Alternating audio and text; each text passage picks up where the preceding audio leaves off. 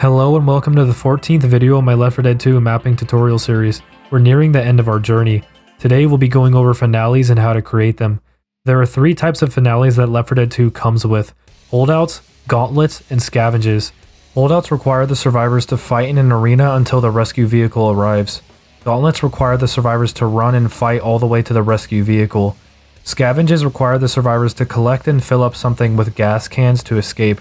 This video is long, so there are timestamps in the video and description. The finale should be the most unique and epic event in the whole campaign. Entire campaigns are created to fit a finale's premise, such as Dead Air. This is essentially the penultimate of our newly acquired skills, so they require a lot of input, output, and VScript usage, but it'll all be worth it when you can finally publish your map to the world. I'll be going into new entities with unique functionality, but all the basic concepts that I've taught throughout this series still apply. Let's jump right into making a holdout event. First things first, the level design theory of a holdout event. The safe room should never be accessible once the finale starts, for obvious reasons. Survivors can cheat the event by hiding in the safe room the whole time, invalidating any challenge. You can block off their access in many ways, but the simplest is to have a one-way drop into the arena. The holdout arena itself can be anything, but a fun and well-balanced one is usually wide open and spacious. Think No Mercy, Dirt Carnival, Swamp Fever, etc. A bad example of this, in my opinion, is Dead Air's finale arena. It's huge and wide open, however there are only really two spots that are worth sticking to, the fuel truck and the military truck. Dead Air also lacks cover for zombies to spawn, meaning they usually come from the same 4 to 5 spots. So when I say wide open, I don't mean no cover. I mean the area has lots of places worthwhile to hold out, and lots of places zombies can spawn. You should utilize special items like mounted guns, gas cans, and any other niche mechanics to make the finales more fun and dynamic. For this tutorial, I'm going to be using most of the assets from No Mercy for the finale, for simplicity's sake. I already have an arena built out. I have entities created to make the helicopter pilot talk to us. Not necessary for the finale to function, but it's neat to learn about. These comedy masks here are logic_choreographed_scene entities, and without going into too much detail, they make an actor say voice lines. The actor in this case being the helicopter pilot. This white console box here is a func_orator entity with the name pilot. This is where all the logic_choreographed_scenes point to as the helicopter pilot, and thus all the voice clips emit from the func_orator. When we step out of the safe room, a logic timer is enabled which randomly chooses a Mercy Hospital, pick up the radio voice line. When we first interact with the radio, we're not interacting with the real finale radio, merely a fake that starts more dialogue from the helicopter pilot, telling us to set up. The fake radio button is the func button textured with trigger encapsulating the radio. Inside this func button is a prop dynamic with the finale radio model. It starts enabled, and the real radio button starts disabled. The fake radio button starts locked though, and only unlocks when all survivors are in the finale arena. If locked, pressing the fake radio will fire a generate game event input to an info_game_event_proxy entity. This entity displays hints that are pre-made in the game files, and there's one saying to wait for the other survivors. When unlocked, pressing the fake radio button will trigger more helicopter pilot dialogue via a logic choreographed scene, then deletes itself. The logic choreographed scene entity has outputs to fire when the dialogue is finished, and it's used here to unlock the real radio and disable the fake radio. Now here, combined with the finale director script, is where all the magic happens in the finale. This is a trigger_finale entity. It's a button that uses a world model, in which survivors press to start the finale. Here, it's named Radio, and has the same world model as the fake radio prop. We have the custom finale type selected, which means this trigger finale entity will use a director script instead of using a basic finale type. Alternatively, you could use standard, which means a holdout. This is very basic and has no room for special interactivity.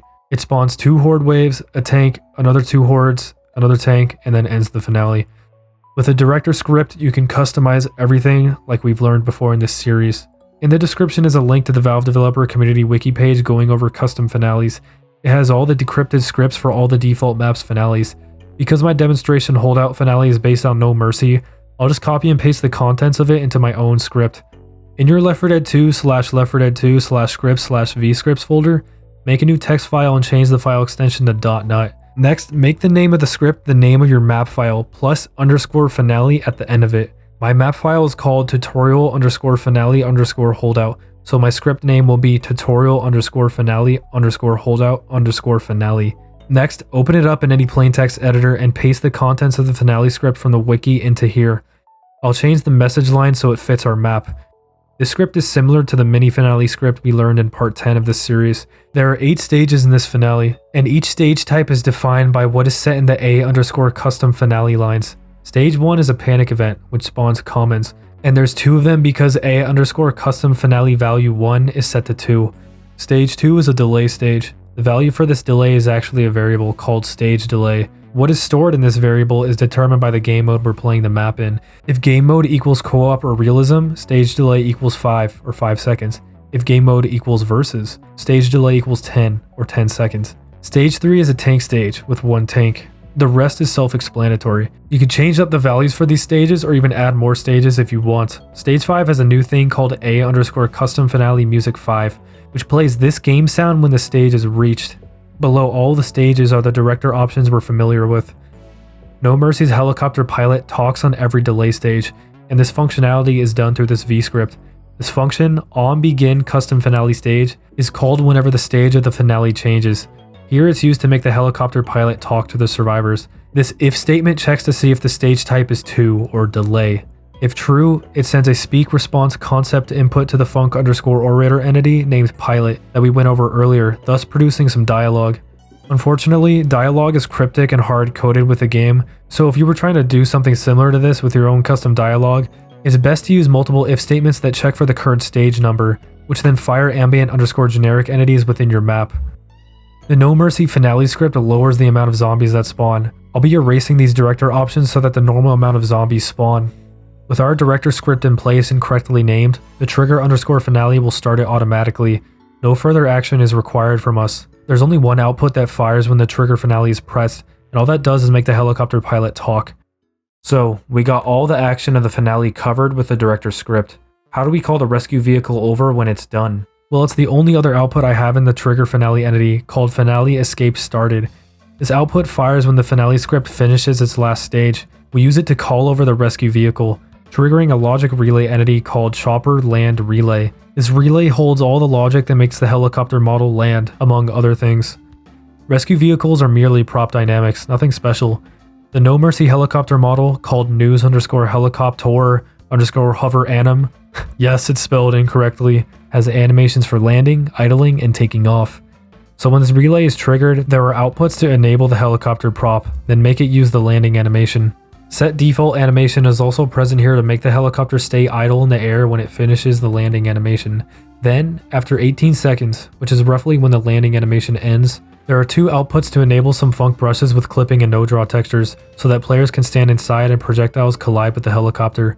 Next, the logic_relay fires an output to the trigger finale via the input finale escape vehicle ready for survivors. We need to fire this to make the rescue vehicle work. This input does several things, but all I'll say for now is that it makes the survivors chirp about the vehicle having arrived. Last output here targets a trigger_multiple entity inside the helicopter, called chopper_trigger_check, and enables it. This trigger is what's used to check if all survivors are inside the helicopter, and then start the outro. It obviously starts disabled and gets enabled with the trigger finale, and its entire team number property is set to survivor. It only has one output, on entire team start touch, triggering another logic relay called chopper outro relay. As the name implies, it starts the outro, which is what happens when player control is taken away and the camera is moved somewhere else and the credits roll.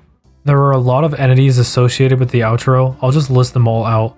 First 3 are env_fade entities. These just cause a fade out or fade in depending on the settings. We need 3, the first 2 happening right after all survivors get in the helicopter, and the third at the very end right before the credits roll. First one is a fade to black with these settings and these flags.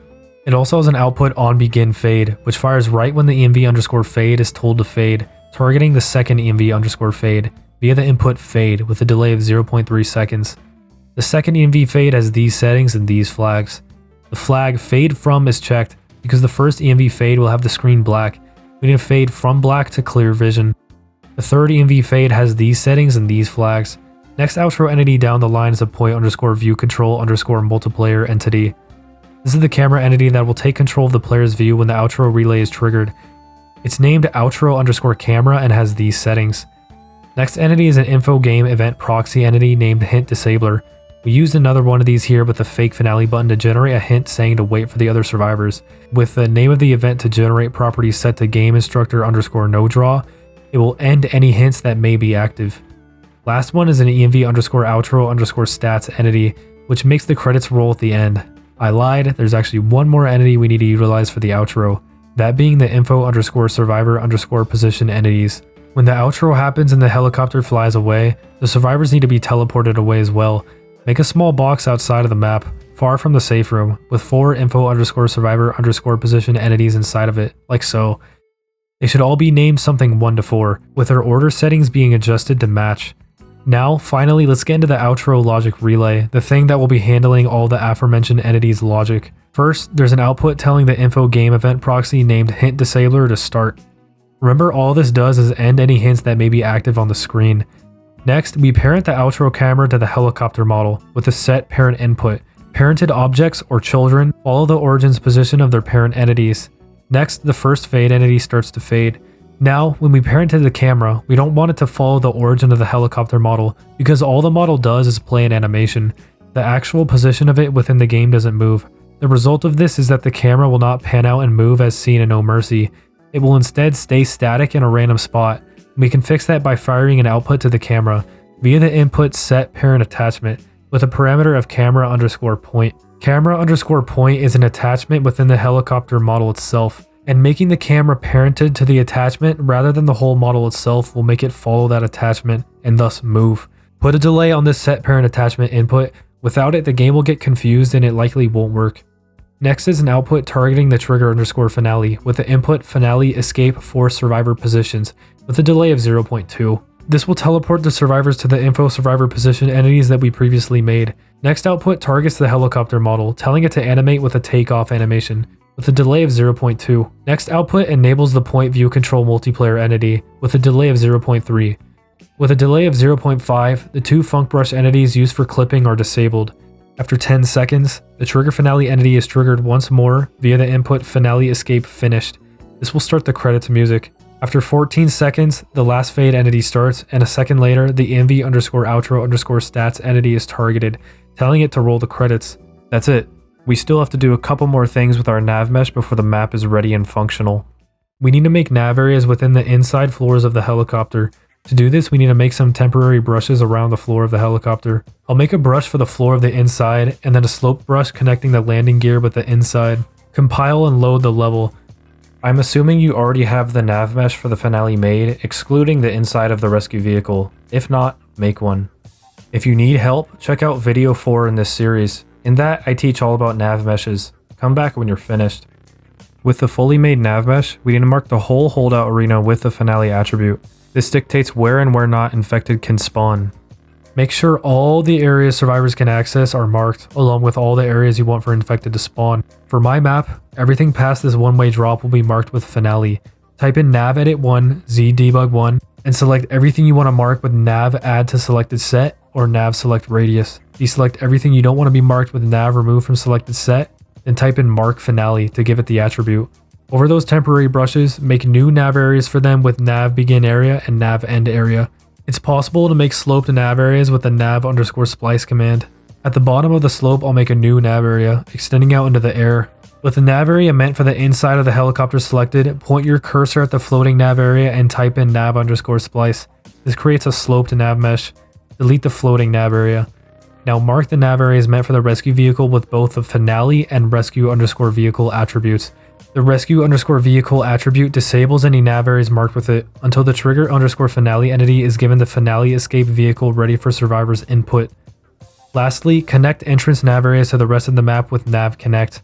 We're done. Analyze the nav mesh with nav analyze, and save it with nav save, and turn the director back on with director underscore start.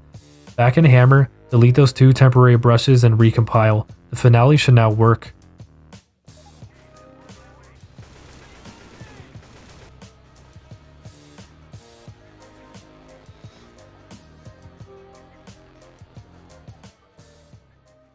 The second of the 3 types of finales is the Gauntlet event. A Gauntlet event, as stated previously, requires the survivors to fight their way through the level to escape. The Gauntlet finale should be built to be tight and porous. Survivors should feel like they're penetrating the infected's front line as they progress. Pathways should be built that direct zombies in front of the survivors, while allowing zombies who've been left behind to catch up. Making a wide open gauntlet course allows survivors to run past infected, which can delay spawns for new commons up ahead, so always keep the action focused on the main path. A gauntlet course should also be straightforward, literally. If the goal is not already present or established before the finale starts, then you should keep it simple and make the level be a straight line headed forward. Having players do a 180 turnaround can leave them confused and frustrated. Keeping the direction of travel steady ensures in the players' minds that they are headed the right way. A gauntlet finale always consists of one tank, at a consistent spawn set by the mapper, so build an area that can be fun and dangerous for a tank fight. Think the bridge in the parish, with all the cars strewn about. My map follows the aforementioned philosophy pretty well. It's a straight shot to the rescue vehicle with brief corners to break up line of sight. A quick note about gauntlet finales is that upon starting, the game will always display a hint about the helicopter being on the other side. There's probably a way to stop this hint from appearing, but I couldn't find any.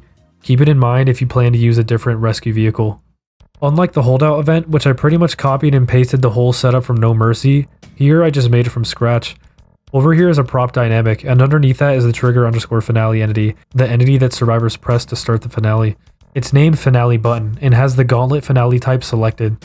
Additionally, it has a use delay of 6, meaning the finale won't actually start until this delay has ended. The delay is set so that this gate model here has time to lower.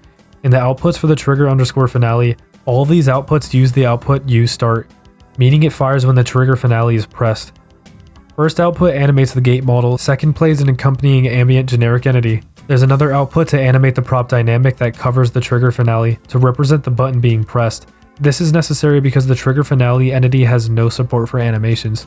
The Trigger Finale entity uses a bare bones version of the switch model so that the glow outlines match up with the prop_dynamic encapsulating it. After a second, the set default animation input is fired to the gate model, meaning it will play the down animation right when the come down animation is finished. After 2 seconds, the nav blocker covering the gate will unblock any nav areas it touches, meaning bots can pass through it. After 4.5 seconds, the clipping around the gate is killed so we can walk through it. After 6 seconds, which is the use delay set in the Trigger_Finale, the gauntlet will start. The default gauntlet script is good enough for most scenarios, but it's still possible to make our own if we wish. In the description is a link to the Valve developer community wiki page going over gauntlet finales. Under director_gauntlet.nuc is the full default gauntlet script. To modify it, just copy the entire contents of the script and navigate to the Left 4 Dead 2/Left 4 Dead 2/scripts/vscripts folder. Make a new text file with any name and change the file extension to .nut. Open it up in any plain text editor and paste what we copied into here. Let's change the message at the top to something else to indicate that our script is running in game.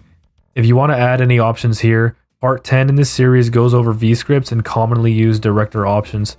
To utilize the script in game, open the Trigger_Finale entity's properties. Write in the script file line the name of the gauntlet script you made without the .nut extension. Whether you're utilizing a custom script or not, the gauntlet starts with the Trigger Finale, and like with the Holdout Finale, most of the action is covered there. We're still not fully done though. We have to specify a tank spawn location. Around the halfway point of my gauntlet, I have a trigger once entity with a survivor only filter on it. It has one output, targeting the Trigger Finale entity via the input Gauntlet Stop Panic. When first called after the Gauntlet Finale has started, this input starts the tank stage. When the tank stage begins, all common infected stop spawning to give way for the tank. The tank won't spawn immediately, however. They usually spawn a few meters ahead of the trigger, so it's a good idea to put the trigger a little further back than expected. I have a little area built here for the tank fight with lots of physics cars to cause damage. Next, when the survivors get past this drop down, they finally gain sight of the rescue helicopter, which is already waiting for them like in the parish. On the drop down is a Trigger_once with 4 outputs. First, it sends a finale escape vehicle ready for survivors' input to the Trigger Finale entity. This will start up the escape music and make the survivors chirp about getting to the rescue vehicle. Next output starts up an ambient generic which plays a helicopter sound. The last 2 target the helicopter model, which is a prop dynamic, telling it to animate the blade spinning up with the animation 2 start and remain spun up with 3 ready. A little past the drop down is another trigger once with only 1 output, targeting the Trigger Finale via the input Gauntlet Stop Panic. We used this earlier to start the tank stage. Using it a second time starts the escape stage, where common infected and tanks endlessly spawn. Use this when survivors are close to the rescue vehicle, because fighting infinite tanks isn't fun for long. Beside the rescue helicopter is a little info_target entity with the name nav_flow_target. This entity is mandatory in every Gauntlet Finale, as it dictates the flow of your map. Without it, zombies will spawn behind the survivors as they make their way through the course. Place it near the rescue vehicle and make sure it is named nav_flow_target. Onto the rescue helicopter itself, it's a prop dynamic with the name heli_rescue. Its default animation is set to 1 turn, which is just idle and not spinning. There's a funk brush in here, textured with clip and no draw so that players and physics collide with the helicopter. There's a trigger multiple inside of the helicopter to check if all survivors are inside, and then start the outro. It has the entire team number property set to survivors, so that only survivors can trigger it. In the outputs is only one output, on entire team start touch, triggering a logic relay entity called heli_outro_relay. As the name implies, this logic relay starts the outro for the finale. There are several entities associated with the outro. The first 3 are EMV_fade entities. These cause a fade out or fade in, depending on the settings. We need 3, the first 2 happening right after all survivors get in the helicopter, the third at the very end right before the credits roll. First one is a fade to black with these settings and these flags. It also has an output on begin fade, which fires right when the EMV fade is told to fade, targeting the second EMV fade via the input fade, with a delay of 0.3 seconds. The second EMV fade has these settings and these flags. The flag fade from is checked, because the first EMV fade will have put the screen black. We need a fade from black to clear vision. The third EMV fade has these settings and these flags. Next outro entity down the line is a point_view_control_multiplayer entity. This is the camera entity that will take control of all the players' view when the outro relay is triggered. It's named outro_camera and has these settings. There's an invisible prop dynamic nearby that's used as a position for the outro camera. It has the name heli_camera_position, and it can be found by going to map, entity report. This is a useful panel that you can use to search for specific entities in a map. Make sure everything is checked. Uncheck by key/value and check by class. Type in prop_dynamic and look for the one. Here it is, named heli_camera_position. Select it and open its properties with the properties button.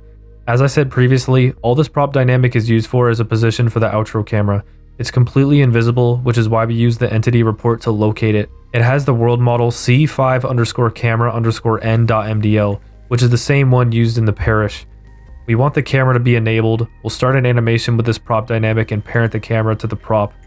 Next entity is an info_game_event_proxy entity named hint_disabler. With the name of the event to generate property set to game instructor_no draw, it will end any hints that may be active. Last one is an env_outro_stats relay, which makes the credits roll at the end. For any finale, we need to utilize 4 info_survivor_position entities tucked away outside the map, so the survivors get teleported away when the rescue vehicle leaves.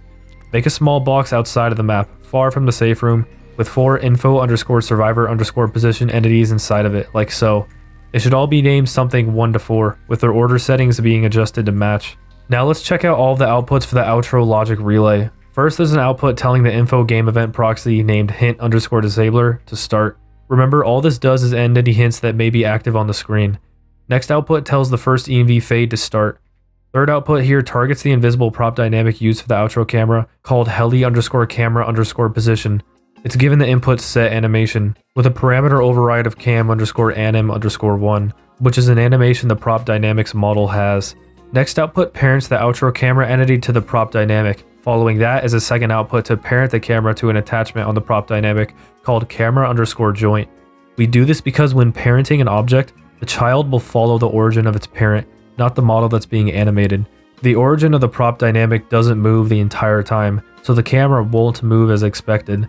When parenting it to an attachment, the child will follow that attachment of the model and thus move. Make sure it fires after the initial set parent input. Just give it a short delay like 0.1. After a delay of 0.2, the helicopter model is told to animate with the 4 lift animation, which shows it flying away. At the same time, an output targeting the trigger_finale entity is given the input finale escape force survivor positions, which teleports the survivors to the info survivor position entities that we previously made outside of the map. Also at the same time are 2 outputs, one disabling the funk brushes used for clipping, the second enabling the outro camera entity. After 5 seconds, the trigger finale entity is triggered once more via the input finale escape finished. This will start the credits music. After 9 seconds, the last fade entity starts, and a second later, the MV outro stats entity is targeted, telling it to roll the credits. We're still not done. We need to tweak the Navmesh a bit before the finale is functional. We need to make nav areas for the inside of the helicopter. To do this, make some temporary brushes along the floor of the helicopter. Because the helicopter is at an angle, we'll need to use 2 brushes at the ramp so that the brush isn't invalid. With that done, compile and load the level. Assuming you already have the Navmesh made for the map, we're almost done. If not, make one. If you need help, check out video 4 in this series. In that, I teach all about Navmeshes. Come back when you're finished. With the fully made Navmesh, we need to mark the whole gauntlet course with the attributes finale and empty. Type in the console nav_edit1 and z_debug1. If you have portions of your map before the gauntlet event, then those nav areas should not be marked. Basically, if your Gauntlet Finale map is like the Parish's Bridge, where you step outside the safe room and the finale is right there, mark the whole map with finale and empty. If you have rooms made with the intent of combat before the Gauntlet Finale starts, then do not mark those rooms. My map is like the Parish's Bridge, so I'll be marking the whole map with finale and empty, except for the safe room. If there are any nav areas you don't want hordes to spawn, you can mark them with no_mobs. Over by the helicopter, kill the trigger_multiple inside it with the command ent_fire, trigger_multiple, kill. Inside, place a nav_mark_blockable inside the helicopter and use the command nav_generate_incremental. This may generate new nav areas outside that clip with the helicopter, so just deselect everything you don't want to delete with nav remove from selected set, then use the command nav delete. With that done, select the areas inside the helicopter and ramp and mark them with the attributes finale, empty, and rescue_vehicle. The rescue_vehicle attribute disables any nav areas marked with it until the trigger finale entity is given the finale escape vehicle ready for survivor's input. Analyze the Navmesh with nav_analyze, save with nav_save. We're done. All that's left is to delete those temporary brushes we made and recompile again. The Gauntlet Finale should now work.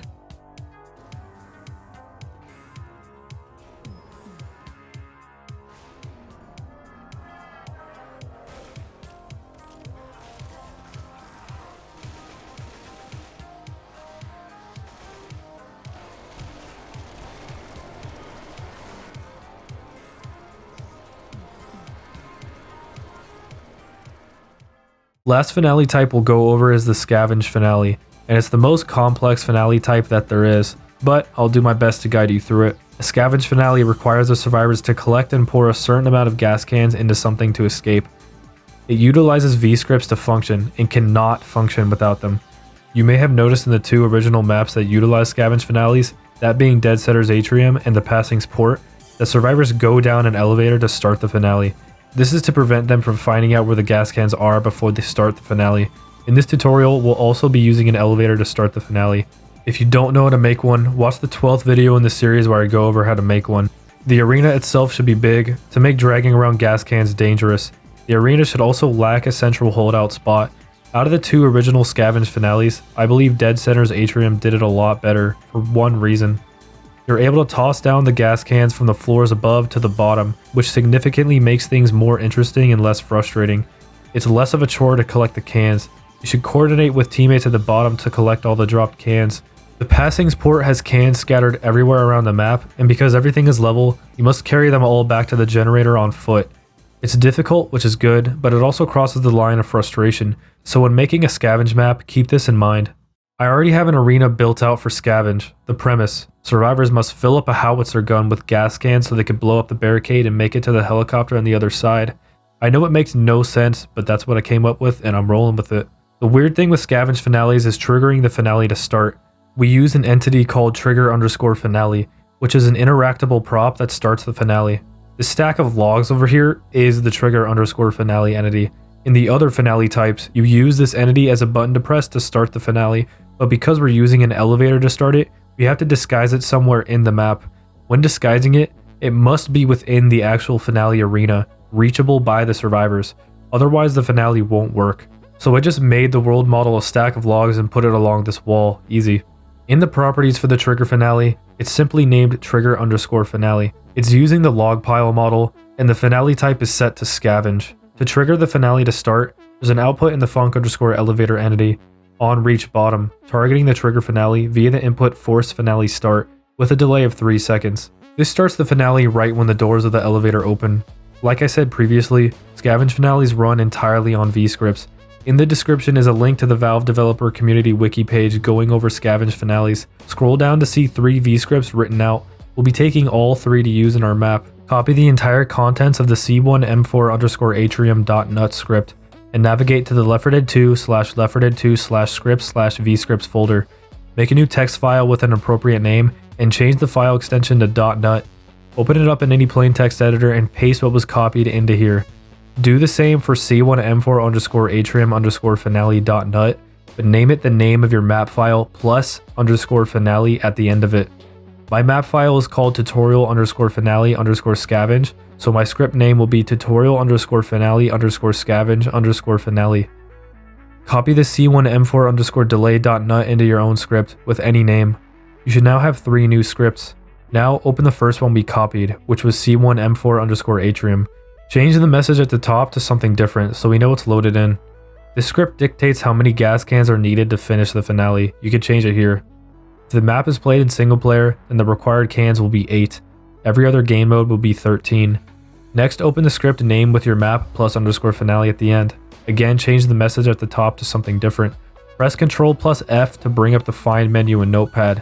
Type in @director with no spaces and press enter. It will highlight the one instance of this in the script. Remove the @sign. This ent fire line references the actual director entity within Hammer. If your director is named something other than simply director, then change it here. Next, scroll back up to the top of the script and look for the series of A underscore custom finale lines. Where it says c1m4 underscore delay, change that to the name of the 3rd script you copied, which was originally the c1m4 underscore delay script. Mine is named scavenge underscore delay, so I'll change all instances of c1m4 underscore delay to that. When that's done, open up that 3rd script. Again, at the bottom is an end fire line referencing @director. Change that to the name of the director entity in your map. That's it with scripts for now. We don't need to touch them anymore. If you wish to change how the finale works and how many zombies spawn, you can, but it works good enough by default.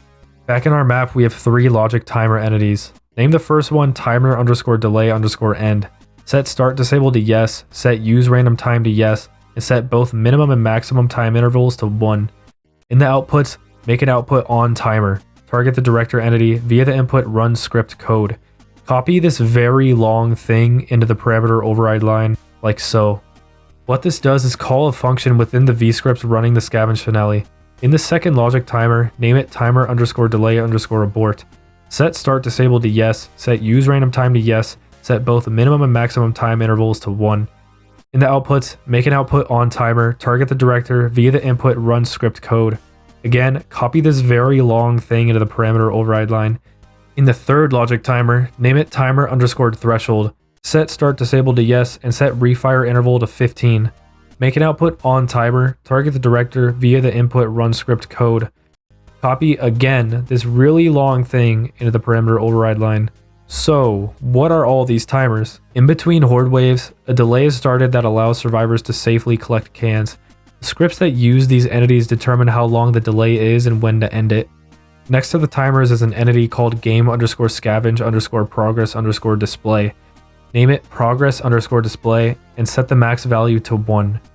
Now, to place the gas cans around the arena, make an entity called weapon underscore scavenge underscore item underscore spawn. Open it up and name it gascan underscore 1. Change its world model to gascan 001a.mdl. Turn off the collisions and set the initial glow state to off. In the outputs for this item, make a new output on item picked up, target the director via the input run script code. Copy this really long thing into the parameter override line. Now, move the can to an area you want it to be in game. Now copy and paste it with paste special with make pasted entity names unique checked, and move the second can into a new spot. If you want a group of cans together, then copy a can and paste it nearby normally, making sure the names of both cans are the same. Now fill up the map with gas cans. Only put down as many cans as the finale needs. Go to the info director entity and open its properties. Make a new output on team scored, target the director, which is itself, via the input run script code, and copy this one last really long thing into the parameter override line. Next, put down a logic underscore auto entity next to the director and open its outputs. Make a new output on map spawn, target the director, via the input begin script, with a parameter override of the name of the script that dictates how many cans will be needed to finish the finale.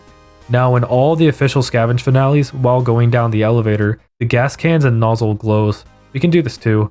Firstly, go to the nozzle prop dynamic and set the glow color override to 25500. In the func button that starts the elevator, make a new output on pressed and make the target entity gas cans underscore asterisk sign. Via the input turn glows on. The asterisk means that this output will target all entities with gas cans underscore in the name. Make another output on pressed, target the gas nozzle prop dynamic, which for me is called howitzer underscore nozzle, via the input start glowing. Lastly, make another output targeting the game underscore scavenge underscore progress underscore delay entity called progress underscore delay, via the input turn on. We are almost done. When the required amount of gas cans are poured, scripts running the finale trigger a logic relay within the map. Open the underscore finale script one last time. Press Ctrl plus F and search for relay underscore car underscore ready and press enter. This is the name of the logic underscore relay the script triggers. Change the name of it to whatever you want, but remember to change the name of the logic relay in Hammer to match. For my finale, all I want to happen with this relay is to unlock the button to fire the howitzer, so it only has that output. When that howitzer button is pressed, it has all sorts of outputs to play sounds and particle effects. After pressing the button, the barricade wall will break and the helicopter will be waiting for the survivors. Because the rescue vehicle is already there, the button sends an output to the trigger underscore finale entity called finale escape vehicle ready for survivors. This output starts up the escape music and makes the survivors chirp about getting to the rescue vehicle.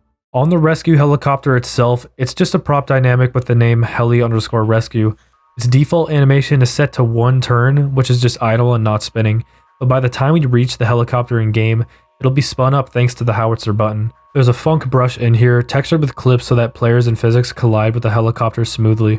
There's a trigger underscore multiple inside of the helicopter to check if all survivors are inside, and then start the outro. It has the entire team number property set to survivors, so that only survivors can trigger it. In the outputs is one output, on entire team start touch, triggering a logic relay called heli underscore outro underscore relay.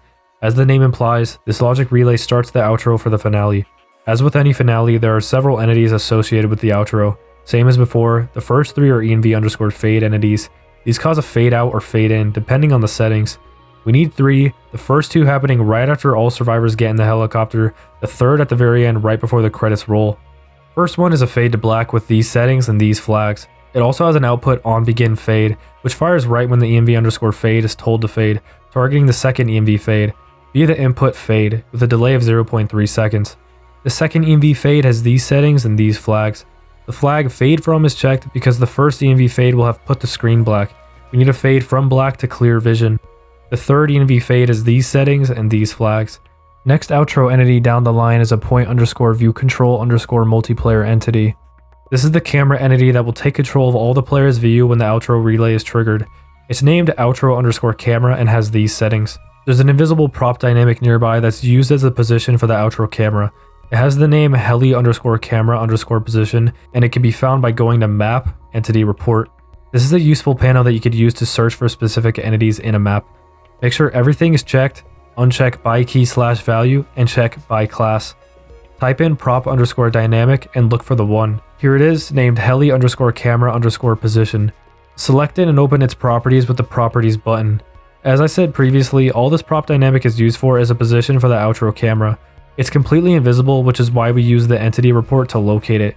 It has the world model C5 underscore camera underscore n.mdl, which is the same one used in the parish. When we want the camera to be enabled, we'll start an animation with this prop dynamic and parent the camera to the prop. Next entity is an info underscore game underscore event underscore proxy entity named hint underscore disabler. With the name of the event to generate property set to game instructor underscore no draw, it'll end any hints that may be active. Last one is an env underscore outro underscore stats entity, which makes the credits roll at the end.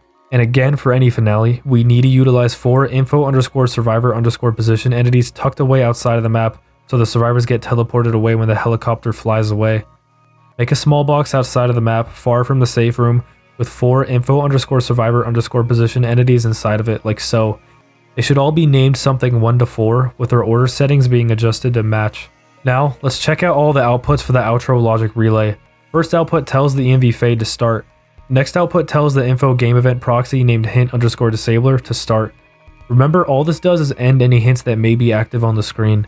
Third output here targets the invisible prop dynamic used for the outro camera called heli_camera_position. It's given the input set animation with a parameter override of cam_anim_1, which is an animation the prop dynamics model has. Next output parents the outro camera entity to the prop dynamic. Next is an output to turn off the progress_display entity. Following that is a second output to parent the camera to an attachment on the prop dynamic called camera_joint. We do this because when parenting an object, the child will follow the origin of its parent, not the model that's being animated. The origin of the prop dynamic doesn't move the entire time, so the camera won't move as expected. When parenting it to an attachment, the child will follow that attachment of the model and thus move. After a delay of 0.2, the helicopter model is told to animate with the 4 lift animation, which shows it flying away. At the same time, an output telling the trigger_finale entity is given the input finale escape force survivor positions, which teleports the survivors away to the info survivor position entities that we previously made. Also at the same time are 2 outputs, one disabling the funk brush used for clipping, the second enabling the outro camera entity.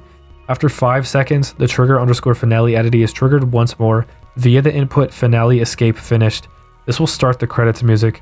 After 9 seconds, the last fade entity starts, and a second later, the ENV_outro_stats entity is targeted, telling it to roll the credits. We're still not done. Again, we need to tweak the Navmesh a bit before the finale is functional. We need to make nav areas for the inside of the helicopter. To do this, make some temporary brushes along the floor and the ramp of the helicopter.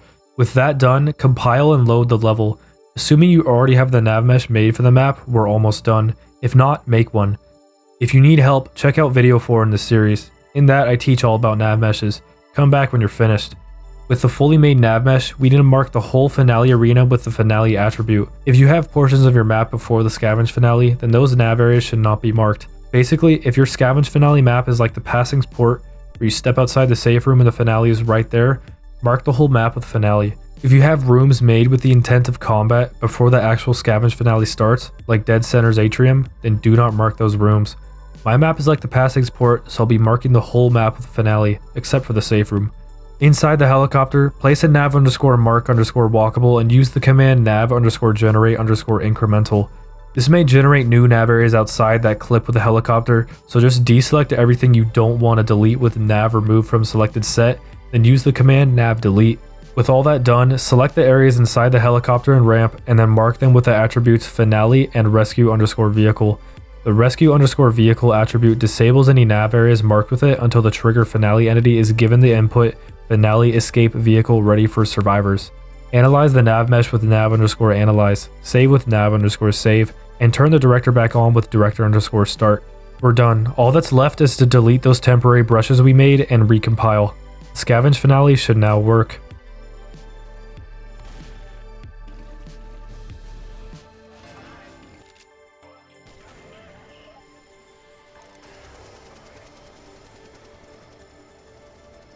Okay, we're finally done. My maps were just examples, you don't have to follow the setups to a T. Maps are diverse and unique. In Swamp Fever, you escape on a boat. In Dead Center, you escape in a car. Come up with something creative and never before seen. This concludes the 14th video of my mapping tutorial series. Next video will show you how to make custom assets, like textures, models, and sounds. Thank you for watching.